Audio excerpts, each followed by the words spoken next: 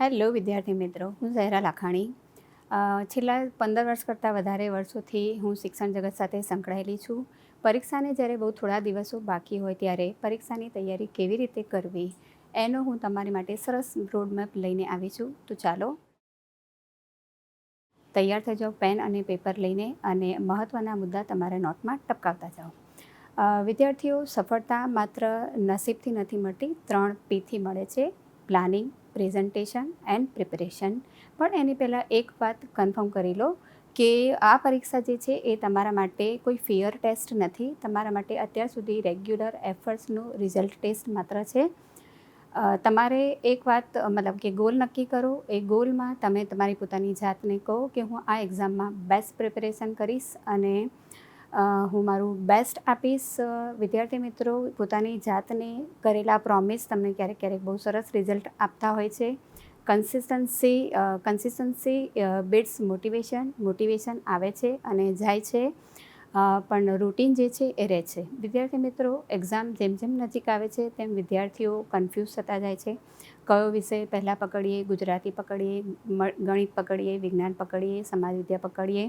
12માના વિદ્યાર્થીઓ, કોમર્સના સ્ટુડન્ટો કન્ફ્યુઝ હશે કે અકાઉન્ટ લઈએ કે ઇંગ્લિશ લઈએ. વિદ્યાર્થી મિત્રો, આ જે ટાઈમ છે એ તમારે કન્ફ્યુઝ થવાનો નથી.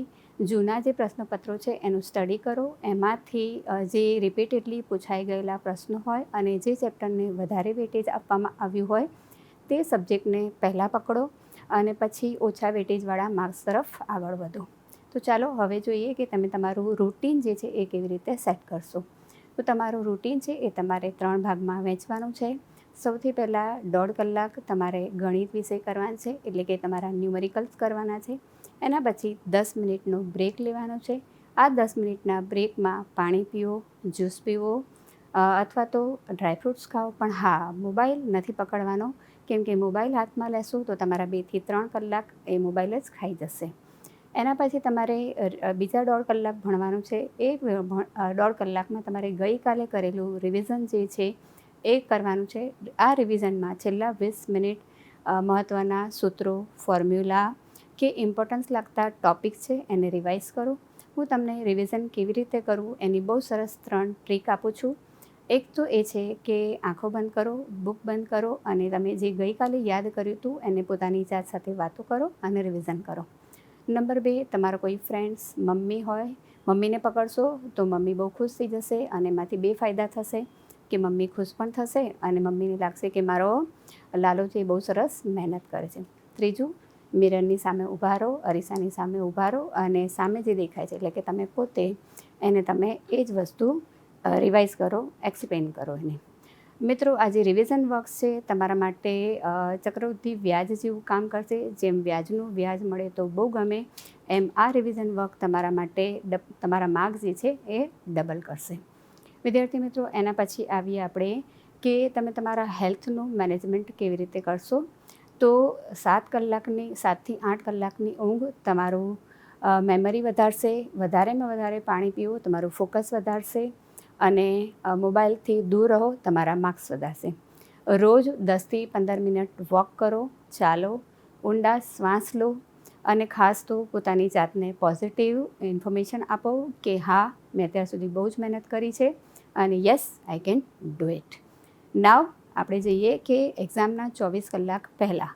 એક્ઝામના 24 કલાક પહેલાં ક્યારેય વિદ્યાર્થી મિત્રો નવો ચેપ્ટર કે નવું ટૉપિક સ્ટાર્ટ નહીં કરવાનું. અત્યાર સુધી જે વાંચ્યું હોય એ જ ટૉપિક તમે લખી રાખ્યા હોય એને જ તમે રિવાઇઝ કરશો.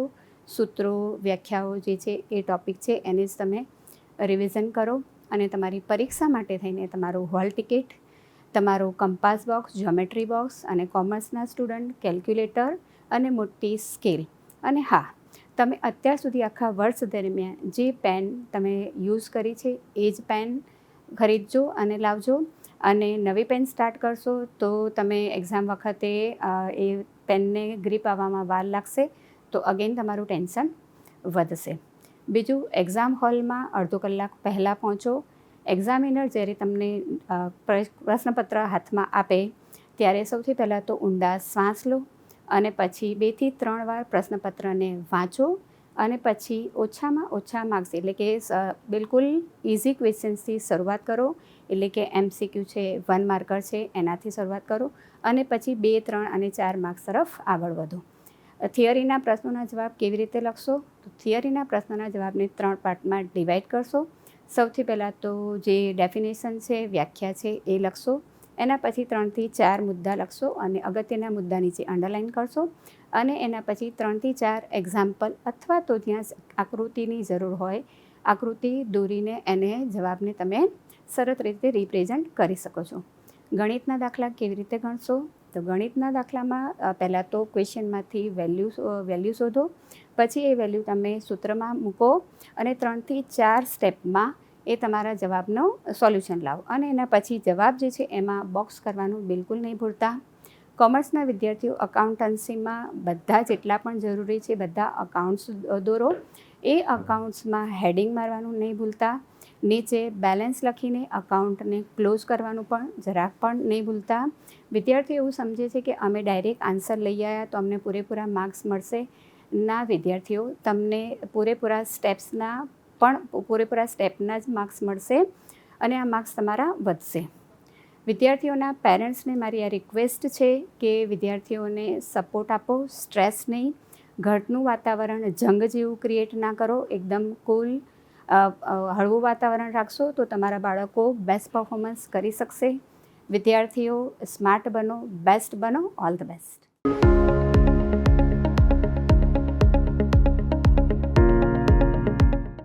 નમસ્કાર વાલા વિદ્યાર્થીઓ અને વાલી મિત્રો. GTPL ચેનલમાં છેલ્લા 19 વર્ષથી સફળતાપૂર્વક ચાલતા બ્રિલિયન્ટ ટિપ્સ પ્રોગ્રામમાં હું પ્રોફેસર ઈશાન ઠક્કર આપ સૌનું હાર્દિક સ્વાગત કરું છું. આજે જ્યારે બ્રિલિયન્ટ ટિપ્સ પ્રોગ્રામની અંદર મારે વિદ્યાર્થીઓને બોર્ડની પરીક્ષાને અનુલક્ષીને ટિપ્સ આપવાની છે, ત્યારે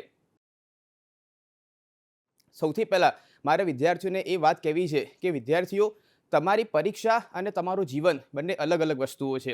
ઘણા બધા વિદ્યાર્થીઓ એવું માની લે છે કે પરીક્ષા એ જ જીવન છે અને એટલા માટે આજે ક્યાંક પરીક્ષા કરતાં થોડી જીવન પર ચર્ચા કરવી છે.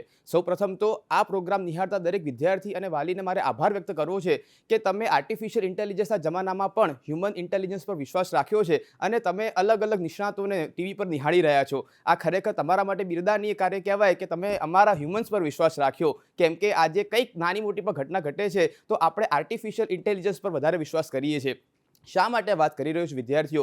કારણ કે તમે આખું વર્ષ 10મા 12માના જે વિદ્યાર્થીઓ છે, બોર્ડની તૈયારી કરી રહ્યા છો, આખું વર્ષ તમે હ્યુમન્સ જોડે રહ્યા છો. તમારા શિક્ષકોએ તમને ભણાયા છે, તમારા ફ્રેન્ડ્સ જોડે તમે રમ્યા છો, તમારા માતા પિતા જોડે તમે ઉછર્યા છો અને હવે જ્યારે પરીક્ષાની ઘડી નજીક છે ત્યારે કોઈક પ્રશ્ન ઉદ્ભવે તો રાતે 2 વાગે મમ્મી પપ્પા ઊંઘતા હોય તો એવું ચિંતા નહીં કરવાની કે મમ્મી પપ્પાને ઉઠાડાય કે ન ઉઠાડાય, કે શિક્ષકને ફોન કરાય કે ન કરાય. આપણે શું ભૂલ કરીએ છીએ કે આપણે જ્યારે ગભરાઈએ છીએ ત્યારે GPT ચાલુ કરી દઈએ છીએ, AI ટૂલ ચાલુ કરી દઈએ છીએ અને એને પૂછીએ છીએ. વિદ્યાર્થી અને વાલી દરેકને મારે કહેવું છે કે છેલ્લી ઘડીએ તમે હ્યુમન્સ પર કે જેને તમને આખું વર્ષ સાચવ્યા છે એના પર વિશ્વાસ રાખજો, AI ટૂલ પર વિશ્વાસ ન રાખતા. કેમ કે AI ટૂલ જે છે એ તમને કદાચ રાતે 2 વાગે માહિતી આપી દેશે પણ રાતે 2 વાગે તમને હૂંફ નહીં આપી શકે. એટલે આખા વર્ષ દરમિયાન તમારા મમ્મી પપ્પા, તમારા શિક્ષકો, તમારા મિત્રો કે જેને તમારી જોડે સંવેદના છે એ લોકો પર વિશ્વાસ રાખીને આગળ વધશો તો ચોક્કસથી તમને ફાયદો થશે.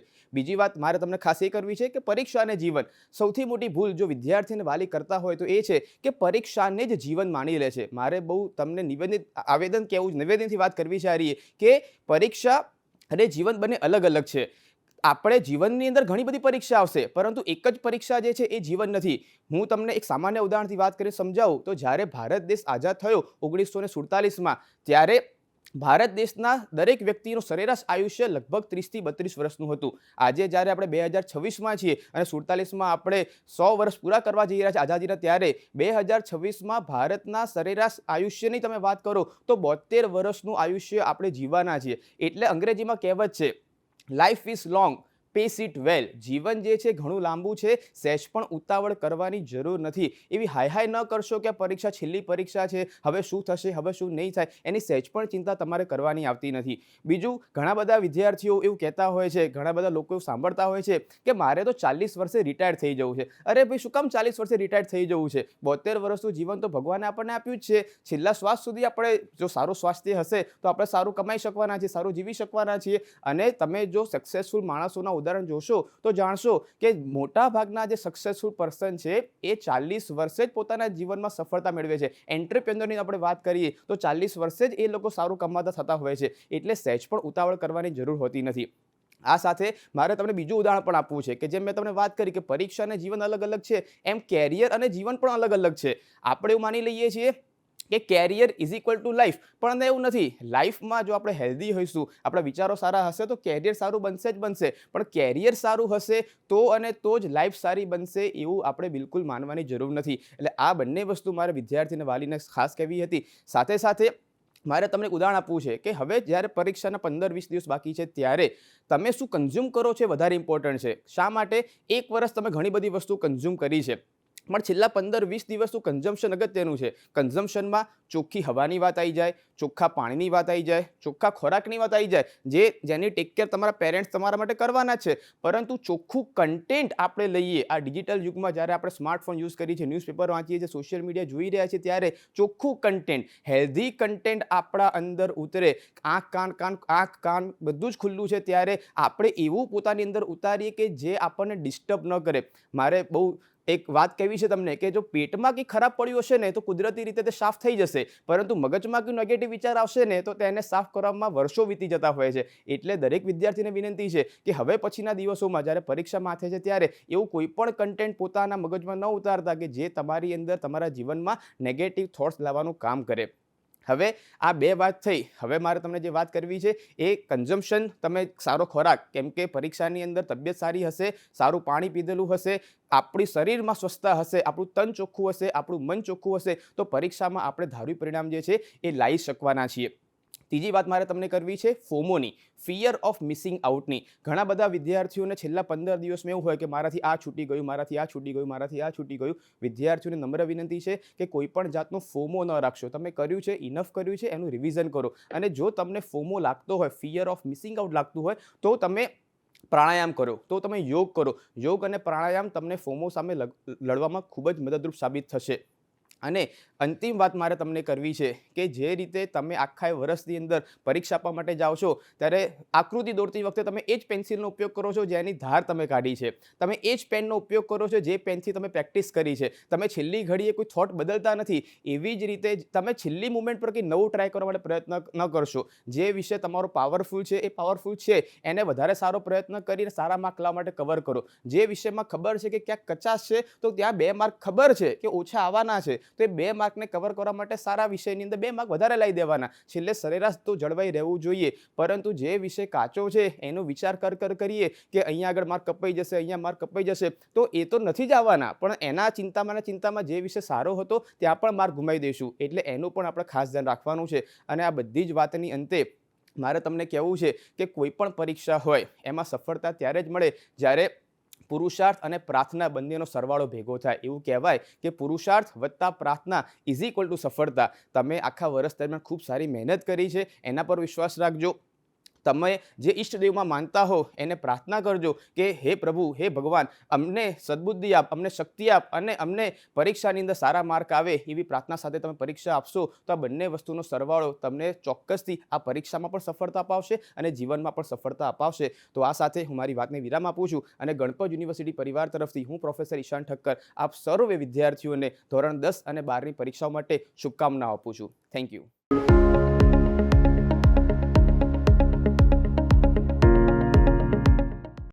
ડિયર સ્ટુડન્ટ્સ, જીટીપીએલના છેલ્લા 19 વર્ષથી અવિરત ચાલતા બ્રિલિયન્ટ ટિપ્સ પ્રોગ્રામમાં હું doctor Satyan Parikh, pro vice chancellor Ganpat university, આપને અમુક ઇમ્પોર્ટન્ટ ટિપ્સ આપવા માગું છું. આ ટિપ્સ મેં 4 કેટેગરીઝમાં ડિવાઈડ કરી છે. ફર્સ્ટ કેટેગરી છે જનરલ ટિપ્સ, સેકન્ડ કેટેગરી છે pre examination tips, third tips છે ડ્યુરિંગ એક્ઝામિનેશન ટિપ્સ અને ચોથી કેટેગરી છે પોસ્ટ એક્ઝામિનેશન ટિપ્સ. તો ચલો સ્ટાર્ટ કરીએ. જનરલ ટિપ્સ મતલબ બી કુલ, કામ એન્ડ કોન્ફિડન્ટ. 3C બહુ જ ઇમ્પોર્ટન્ટ છે. તમે કુલ રહો, કામ રહો, કોન્ફિડન્ટ રહો. કેવી રીતના કરવાનું? જે આપણું રૂટીન છે એને બહુ ચેન્જ ના કરીએ, જે કરતા આવ્યા છે એ જ કરીએ. આ એક્ઝામ કોઈ જીવનમાં પહેલી એક્ઝામ નથી. જે વિદ્યાર્થી 10મામાં છે એને ધોરણ 1થી 9 લગીન એક્ઝામિનેશન આપી જ છે.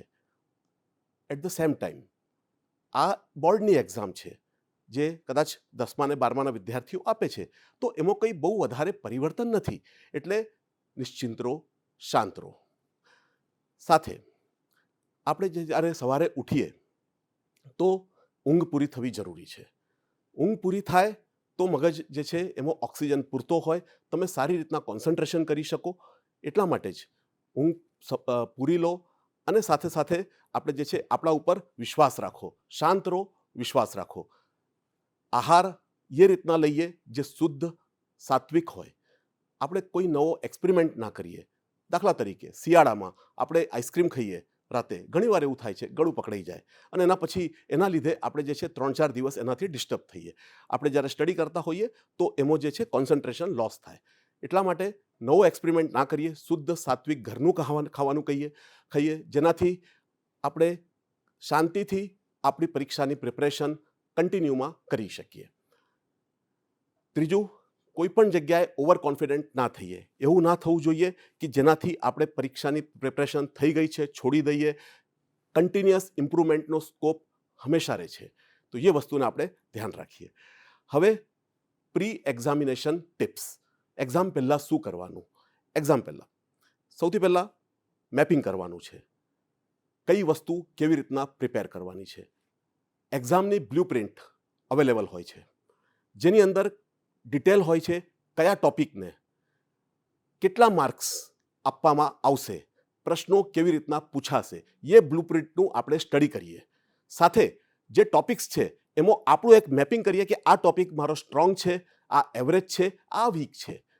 અને આપણી તૈયારી એ રીતના સ્ટાર્ટ કરીએ કે જે વીક છે એને એટલીસ્ટ એવરેજ અથવા સ્ટ્રોંગમાં લઈ જઈએ.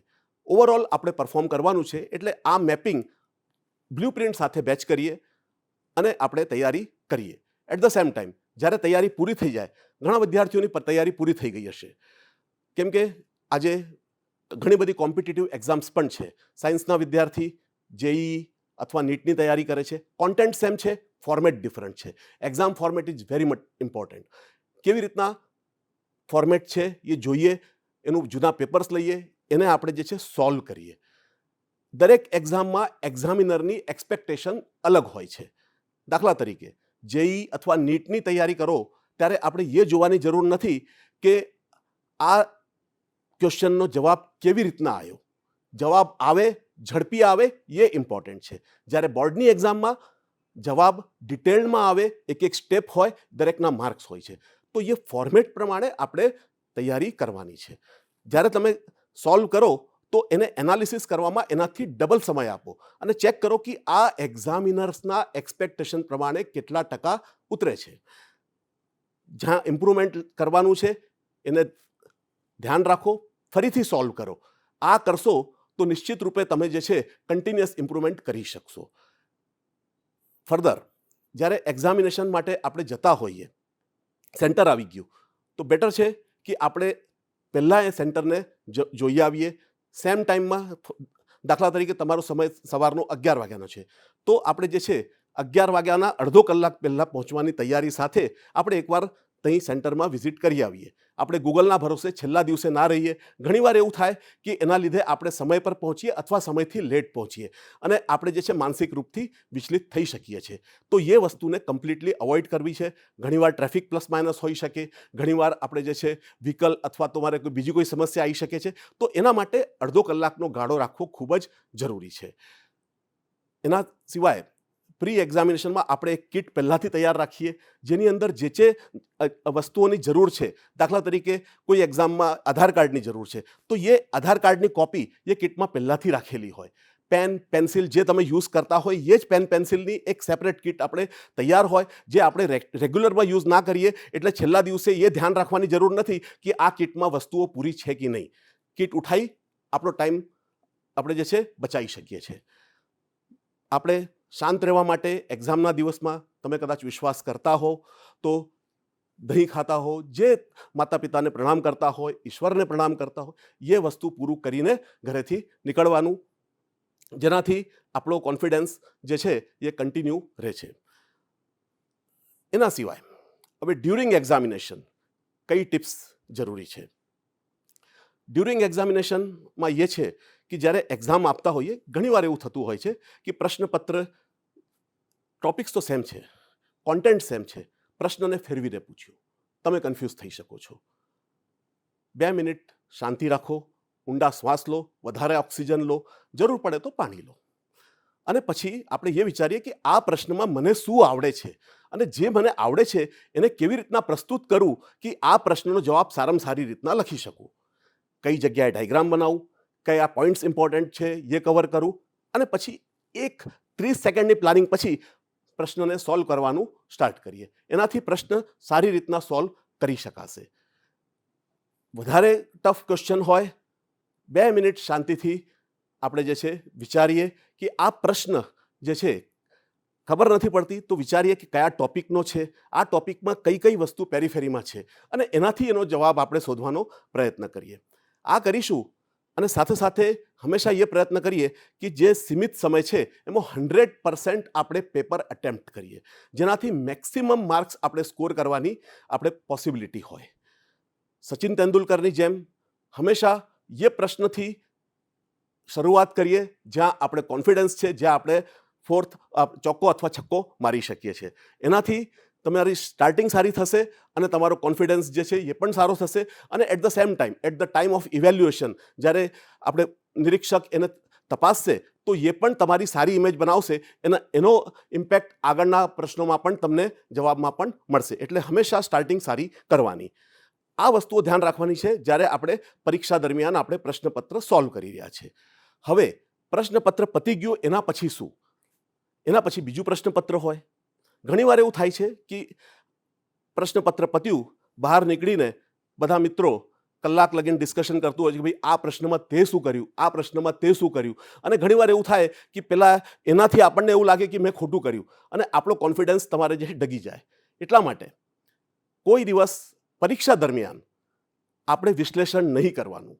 જે કરવાનું હતું એ તો હમણાં કરવાનું છે, પહેલાં કરી લો તમારે જે કરવાનું હોય. એનાલિસિસમાં જેટલો ટાઈમ આપવાનો હોય આપી દો હમણાં, પણ એક્ઝામ ટાઈમમાં આપણે વિશ્લેષણમાં જરાક પણ ટાઈમ નહીં આપવાનો. નેક્સ્ટ પેપરની પ્રિપરેશન કરીએ, એનાથી કોન્ફિડન્સ બી બનશે અને નેક્સ્ટ પેપરની તૈયારી વધારે સારી થશે. મિત્રો, આ ટિપ્સ તમે ફોલો કરો. આઈ એમ શ્યોર કે તમારી તૈયારી ખૂબ જ સારી રહેશે અને પેપર બહુ સરસ જશે. સત્યન પરીખ, ગણપત યુનિવર્સિટીથી આપને આ એક્ઝામ માટે બેસ્ટ વિશેસ. Thank you.